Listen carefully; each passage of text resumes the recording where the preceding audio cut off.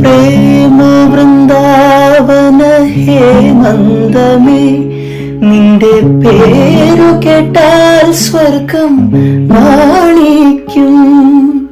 പ്രേമ വൃന്ദാവന ഹേമന്തമേ, നിന്റെ പേരു കേട്ടാൽ സ്വർഗം നാണിക്കും.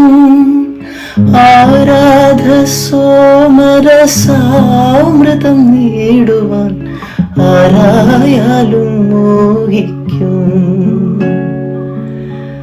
ആനന്ദ ചന്ദ്രികയല്ലേ നീ, അഭിലാഷമഞ്ജരിയല്ലേ നീ, അഭിലാഷമഞ്ജരി